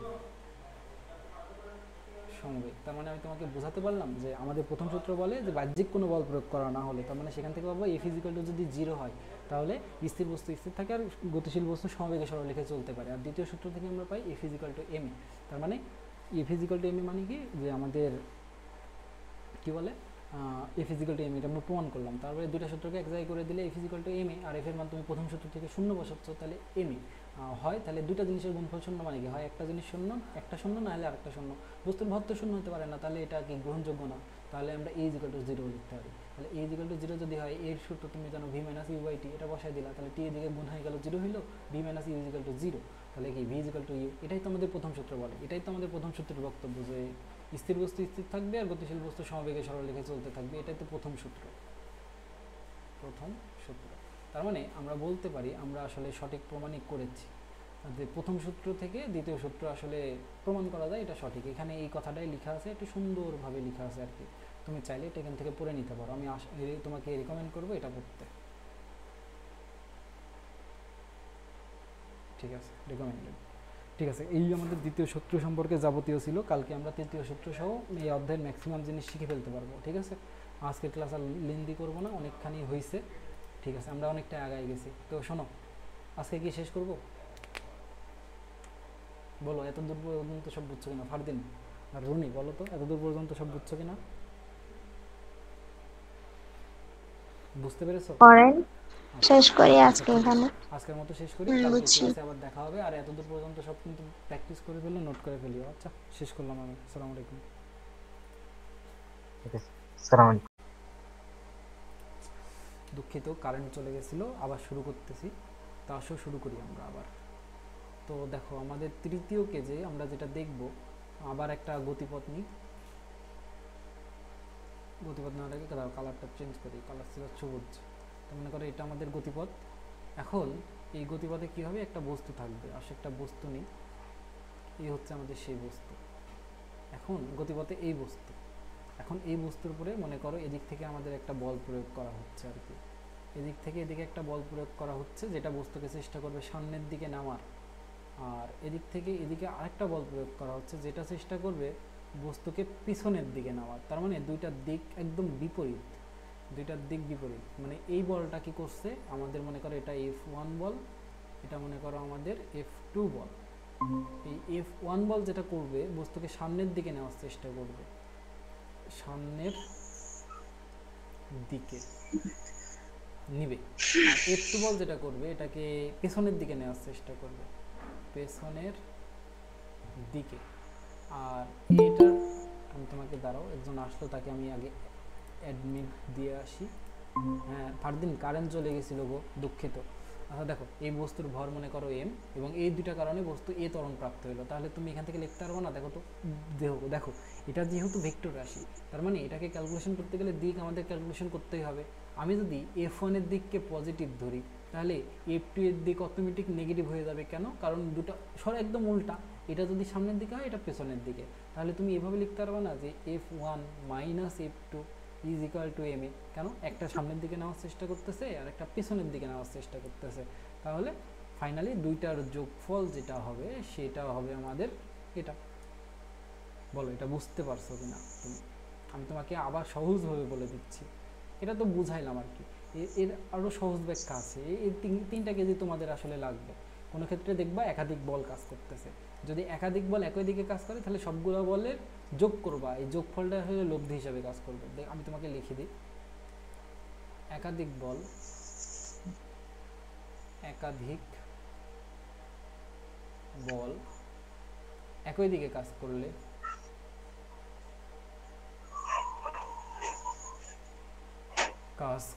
সেক্ষেত্রে আমরা লব্ধি পাই। তো সেই লব্ধিটা কি? লব্ধি মানে সবগুলোর যোগফল হবে। একাধিক বল একই দিকে কাজ করলে সকল বলগুলো যোগ করতে হবে, সকল বলগুলো যোগ করতে হবে, যোগ করতে হবে। কেমন? মনে করো আমি আবার একটা বস্তু আঁকাই। এই বস্তুর উপরে দুই তিনটা বল মনে করো কাজ করতেছে। একটা বল কাজ করতেছে এই দিকে, এটাকে আমরা F1 নাম দিলাম। একটা বল কাজ করতেছে এই দিকে, এটাকে আমরা F2 নাম দিলাম। আর একটা বল মনে করো কাজ করতেছে সামনের দিকে, দেখো এও সামনের দিকে নিতেছে, এও সামনের দিকে নিতেছে। এখানে দেখো কিন্তু তীর চিহ্নের উপর ডিপেন্ড করতেছে, তীর চিহ্ন কোন দিকে, মানে সব বলগুলাই কিন্তু সামনের দিকে নেওয়ার চেষ্টা করতেছে, এটাকে F3 নাম দিলাম। মনে করো বস্তুর ভর আমাদের m, এবং এই বস্তুর উপরে এই তিনটা বল মিলে যে ত্বরণ সৃষ্টি করছে সেটা হচ্ছে a। তাহলে এই ক্ষেত্রে আমাদের যে সূত্র আমরা পাবো সেটা হচ্ছে যে সামিশন অফ এফ, মানে সকল বলের যোগফল হবে হচ্ছে আমাদের m এর সমান। আর সামিশন অফ এফ আমরা কি লিখতে পারবো, f1 যোগ f2 যোগ f3 is equal two m। তাহলে উল্টা কথাও বলা যাবে, তাহলে আমরা কি বলতে পারি, একাধিক বল একটি বস্তুর উপর ক্রিয়া করতেছে কিন্তু তাদের দিক বিপরীত যদি হয় তাহলে আমরা একদিককে পজিটিভ ধরবো আর একদিককে নেগেটিভ ধরবো। একাধিক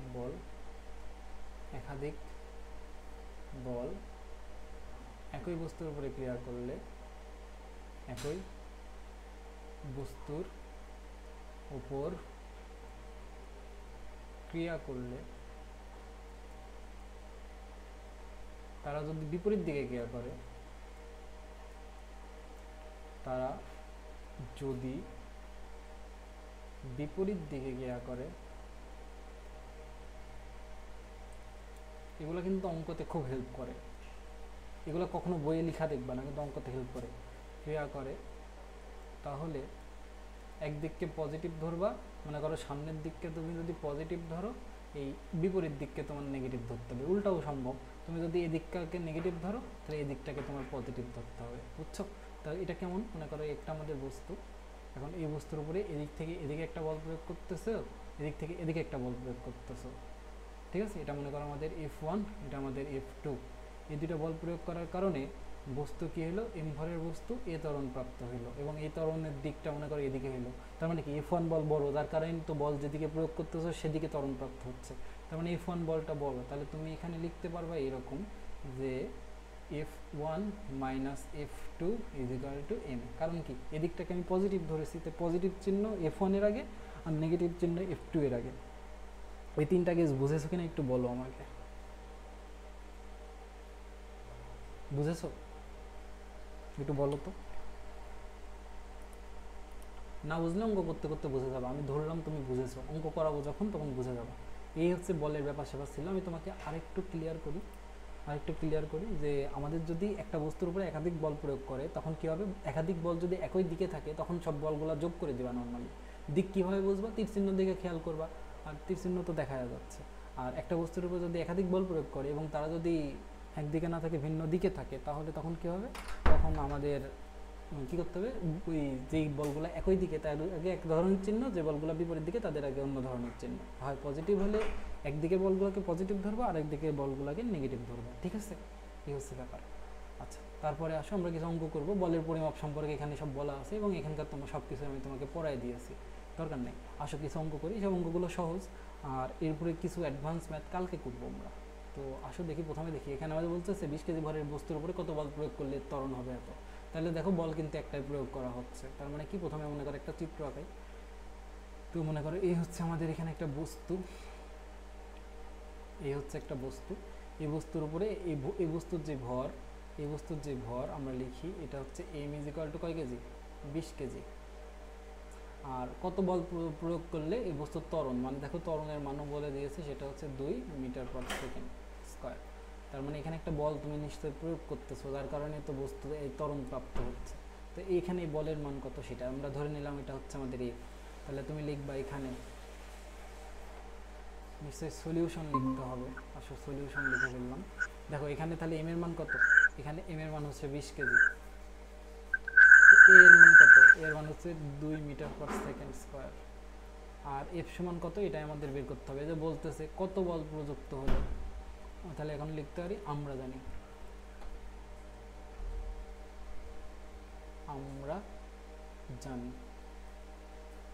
f is equal two m এ। তো f এর মানই তো বের করবো, তাহলে f সমান লিখবো, m এর মান দেখো দেওয়া আছে 20, এর মান দেওয়া আছে কত, এর মান দেওয়া আছে 2, তাহলে f এর মান কত আসলো, f এর মান আসলো হচ্ছে 40। তো f এর মান কত, ওই যে নিউটন সাহেব বলে দিছে আমার নামে ব্যবহার করবা, তাহলে আমরা নিউটন ব্যবহার করলাম। এই হচ্ছে আমাদের প্রথম সূত্র। তো ছোট একটা অঙ্ক, বুঝতে পারছো? বলো, বুঝছি। তারপরে এটা পারবা, আসো করে দিই। তো এটা করতে আমরা চিত্র আঁকার কোনো প্রয়োজন নেই, তুমি চাইলে চিত্র আঁকতে পারো। সলিউশন দেখো বলতেছে একটি এত ভরের একটি স্থির ইলেকট্রনকে এত বল এত সেকেন্ড ধরে প্রয়োগ করা হলো। হ্যাঁ, তার মানে এত বল প্রয়োগ করছে এত সেকেন্ড ধরে, তাহলে ইলেকট্রনের শেষ বেগ কত হবে? আসলে দেখি আমরা সূত্র কি জানি। তো আগে আমাদের কি কি দেওয়া আছে আমরা আগে তাই লিখবো, তারপরে একটা সূত্র। প্রথমত ইলেকট্রনের ভর দেওয়া আছে, ইলেকট্রনের ভরকে এম ই লিখতে পারো। ইতে ইলেকট্রন আর এমতে ভর, সেটা কত? 9.1 ইন্টু 10⁻31 কেজি। আচ্ছা, এবার নিউটন, কত নিউটন বল প্রয়োগ করা আছে সেটা দেওয়া আছে। তাহলে এফ এর মান দেওয়া আছে, এফ এর মান কত দেওয়া আছে? 1.82 ইন্টু 10⁻16 নিউটন।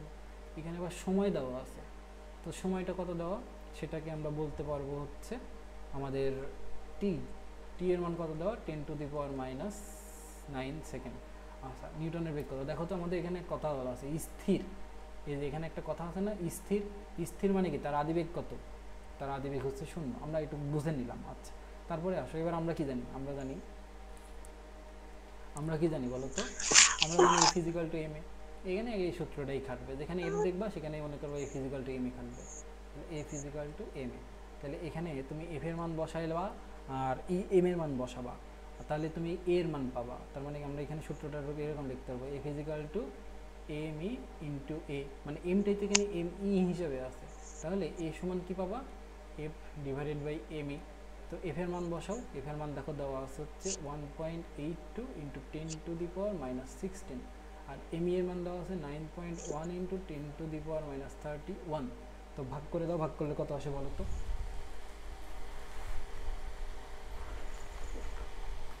কত আসে?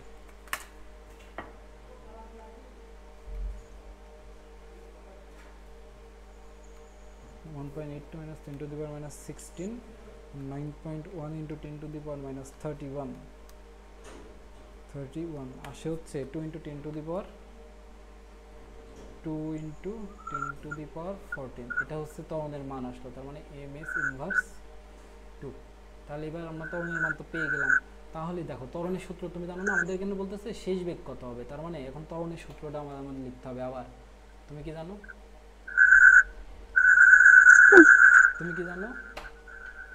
A is equal to v minus u by t। তো তুমি এখানে দেখো, তুমি বলতেছে যে বস্তু স্থির অবস্থা থেকে যাত্রা করে, তার মানে কি? বস্তুর ক্ষেত্রে ইউ এর মান হচ্ছে 0, ইউ এর মান 0 বসায় দাও, তাহলে দেখো সূত্রটা ছোট হয়ে যাবে। তো এ, আচ্ছা, ভি মাইনাস ইউ এর মান 0 ডিভাইডেড বাই টি, তাহলে সূত্রটার রূপ হলো কত? এ সমান ভি বাই টি। দেখো তোমার এ এর মান জানো, টি এর মান দেওয়া আছে, সেখান থেকে তুমি ভি এর মান বের করতে পারবা। ভি এর মান হবে হচ্ছে এ টি। তো এ এর মান কত দেওয়া আছে দেখো, এ এর মান দেওয়া আছে হচ্ছে আমরা বের করলাম, সেটা হচ্ছে 2 ইন্টু 10⁻14, আর এখানে টি এর মান দেওয়া আছে কত? 10⁻9। তো করে দাও, ইন্টু 1 ইন্টু 10⁻9, এটা আসে হচ্ছে কত আসে জানো? 2 এর পাশে 5টা শূন্য, 1 2 3 4 5, 1 2 3 4 5। আশা করি তোমরা ক্যালকুলেশন করতে পারবে, এককভাবে এম এস ইনভার্স 1 এটা ক্যালকুলেট করতে পারবা। বলের অঙ্কটা বুঝেছো কিনা? প্রথমত আমরা এ ফিজিক্যাল টু এম এ এই সূত্রটা ব্যবহার করে বলের ত্বরণের মান বের করে নিলাম। তারপরে কি করলাম, সেখানে এই যে বলে দিছে যে ইলেকট্রনটি স্থির ছিল, তারপরে সেই স্থির ইলেকট্রন মানে আদিবেগের মান 0, সেটা বসাই আমরা কি করলাম? শেষ বেগের মান বের করলাম, কারণ সময়ের মান দেওয়া ছিল, মানে সহজ ছিল আর কি, কঠিন কিছু ছিল না। এটা পারবা আশা করি। তারপরে এটা তুমি পারবা, কিভাবে করবা দেখো, আমরা তো সূত্র জানি এ ফিজিক্যাল টু এম এ, এই সূত্রের প্রয়োগ হবে। তো তোমার দেখো এম এর মান দেওয়া আছে 50 কেজি, আর তারপরে ত্বরণের মান দেওয়া আছে 4। তাহলে এখান থেকে কত বল প্রয়োগ করতে হবে এফ এর মান তুমি বের করতে পারবা না, দুটা গুণ করে দিবা, 50 আর 4 গুণ করলে 200 হয়, এভাবে করবা। তাহলে তোমার এটা এইচ ডাব্লিউ থাকলো আর কি, তুমি এটা নিজে নিজে করবা বাড়িতে, দেখবা উত্তর আসবে 200। আচ্ছা, তারপরে এটা দেখো, এটাও সেম, তুমি এখানে বুঝতে পারছো এই ফিজিক্যাল টু এম এ সূত্র প্রয়োগ হবে, এ ফিজিক্যাল টু এম এ এই সূত্রটাই আর কি। একটি বালু 50 নিউটন, তার মানে এখানে তোমাকে যে বলের মান দিয়েছে সেটা হচ্ছে 50 নিউটন। আচ্ছা, এখানে 20 কেজি দেওয়া আছে, তাহলে এখান থেকে তোমাকে ত্বরণের মান জানতে চাইছে, তাহলে ত্বরণের মান কীভাবে বের করবা? A is equal to F by M. F এর মান হচ্ছে 50, এ এর মান আমাদের এম এর মান হচ্ছে কত? 20, ভাগ করে দিবা, ভাগ করলে দেখবা আড়াই পাবা, এটাই হচ্ছে আমাদের ত্বরণের মান। তাহলে এটাও তোমার এইচডব্লিউ থাকলো, তুমি এটা পারবা আশা করি। তো এই আর কি ছিল। আর নিউটনের দ্বিতীয় সূত্র থেকে প্রথম সূত্রটা প্রতিপাদন করা যায়, এতদূর পর্যন্ত আশা করি বুঝছো। তো নিউটনের দ্বিতীয় সূত্র থেকে প্রথম সূত্রের প্রতিপাদন কত বাজে, আসো এটা করাই শেষ করাই দিই, এরপরে আমাদের আসলে তৃতীয় সূত্র শুরু হবে, এটা আমরা দেখাই দিই। দেখো তো প্রথম সূত্রে কী ছিল, বাহ্যিক কোনো বল প্রয়োগ করা না হলে, মানে প্রথম সূত্র দিয়ে গেছিলো। তাহলে নিউটনের প্রথম সূত্র থেকে তুমি কি পাবা, প্রথম সূত্র। প্রথম সূত্র আমাদের বলে বাহ্যিক কোনো বল প্রয়োগ করা না হলে, মানে এ ফিজিক্যালটা যদি শূন্য থাকে, আচ্ছা বাহ্যিক কোনো বল প্রয়োগ করা না হলে। আর দ্বিতীয় সূত্র কি বলে বলো তো, দ্বিতীয় সূত্র থেকে আমরা এটা পাই, দ্বিতীয় সূত্র থেকে পাবো হচ্ছে F is equal to M A. তাহলে এই দুইটাকে যখন তুমি একসাথে করে দিবা, এই দুইটাকে যখন তুমি একসাথে করে দিবা কি পাবা, এই দুইটাকে একসাথে করে দেওয়া মানে কি, F is equal to M A, F is equal to M এ এটা। আর এফ এর মান তুমি প্রথম সূত্র থেকে বসাচ্ছ শূন্য, তার মানে এম ইজিক্যাল টু এ। তার মানে কি বস্তুর, দেখো এখানে দুটা জিনিসের গুণফল শূন্য, দুটা জিনিসের গুণফল শূন্য হলে কি হয়, যে কোনো একটা শূন্য হবে।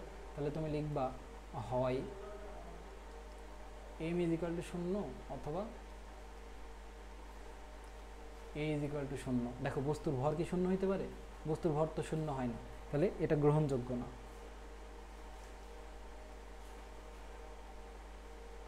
কিন্তু বস্তুর ত্বরণ শূন্য হতে পারে, তাহলে এটা গ্রহণযোগ্য। কিন্তু তুমি বলো ত্বরণের সূত্র তুমি জানো না, ত্বরণের সূত্র কি জানো বলো তো, ত্বরণের সূত্র জানো তো, এই যে V minus U divided by T সমান শূন্য। তার মানে কি বলো তো, এই যে টিটা ওইদিকে গুণ হয়ে যাবে, তাহলে ভি মাইনাস ইউ সমান শূন্য। তার মানে কি লিখতে পারবা বলো তো, ভি সমান ইউ। এটাই তো ছিল, বাহ্যিক কোনো বল প্রয়োগ করা না হলে এই স্থির বস্তু স্থির থাকবে। স্থির বস্তু স্থির থাকার মানে কি, যার বেগ তাই থাকবে, আর গতিশীল বস্তু সমবেগে সরলরেখায় চলতে থাকবে। এই যে আদিবেগ আর শেষ বেগ সমান, এর অর্থ কি, এটা হচ্ছে সমবেগ। আদিবেগ আর শেষ বেগ সমান, এটার অর্থই তো এটা হচ্ছে সমবেগ। সমবেগ, তার মানে আমি তোমাকে বোঝাতে পারলাম যে আমাদের প্রথম সূত্র বলে যে বাহ্যিক কোনো বল প্রয়োগ করা না হলে, তার মানে সেখান থেকে পাবো এফ ইজিক্যাল টু যদি জিরো হয়, তাহলে স্থির বস্তু স্থির থাকে আর গতিশীল বস্তু সমবেগে সরলরেখায় চলতে পারে। আর দ্বিতীয় সূত্র থেকে আমরা পাই F is equal to M A. তার মানে এফ ইজিক্যাল টু এম এ মানে কি, যে আমাদের কি বলে এফ ইজিক্যাল টু এম, এটা আমরা প্রমাণ করলাম। তারপরে দুইটা সূত্রকে এক জায়গায় করে দিলে F is equal to M A, R F এর মান তুমি প্রথম সূত্র থেকে শূন্য বসাচ্ছ, তাহলে এম এ হয়। তাহলে দুইটা জিনিসের গুণফল শূন্য মানে কি, হয় একটা জিনিস শূন্য, একটা শূন্য, না হলে আরেকটা শূন্য। বস্তুর ভর তো শূন্য হতে পারে না, তাহলে এটা কি গ্রহণযোগ্য না। তাহলে আমরা এ ইজিক্যাল টু জিরো লিখতে পারি। তাহলে এ ইজিক্যাল টু জিরো যদি হয়, এর সূত্র তুমি জানো V minus you by T, এটা বসাই দিলা, তাহলে টি এদিকে গুণ হয়ে গেল জিরো হইলো, v minus u equal to zero. তাহলে কি ভি ইজিক্যাল টু ইউ, এটাই তো আমাদের প্রথম সূত্র বলে, এটাই তো আমাদের প্রথম সূত্রের বক্তব্য, যে স্থির বস্তু স্থির থাকবে আর গতিশীল বস্তু সমবেগে সরলরেখায় চলতে থাকবে। এটাই তো প্রথম সূত্র, প্রথম সূত্র। তার মানে আমরা বলতে পারি আমরা আসলে সঠিক প্রমাণই করেছি, যে প্রথম সূত্র থেকে দ্বিতীয় সূত্র আসলে প্রমাণ করা যায়, এটা সঠিক। এখানে এই কথাটাই লেখা আছে, একটু সুন্দরভাবে লেখা আছে আর কি। তুমি চাইলে এটা এখান থেকে পড়ে নিতে পারো, আমি তোমাকে রিকমেন্ড করবো এটা পড়তে। ঠিক আছে, রিকমেন্ডেড। ঠিক আছে, এই আমাদের দ্বিতীয় সূত্র সম্পর্কে যাবতীয় ছিল। কালকে আমরা তৃতীয় সূত্র সহ এই অধ্যায়ের ম্যাক্সিমাম জিনিস শিখে ফেলতে পারবো। ঠিক আছে, আজকের ক্লাস আর লেন্দি করবো না, অনেকখানি হয়েছে। ঠিক আছে, আমরা অনেকটা আগায় গেছি। তো শোনো, আজকে কি শেষ করব বলো, এত দূর পর্যন্ত সব বুঝছো কিনা? ফারদিন আর রুনি বলো তো, এত দূর পর্যন্ত সব বুঝছো কিনা, বুঝতে পেরেছো? করেন, শেষ করি আজকে এখানে। আজকের মতো শেষ করি, কালকে বুঝছি। ক্লাসে আবার দেখা হবে। আর এত দূর পর্যন্ত সব কিন্তু প্র্যাকটিস করে ফেললে, নোট করে ফেলিও। আচ্ছা, শেষ করলাম আমি। আসসালামু আলাইকুম। ঠিক আছে, আসসালামু আলাইকুম।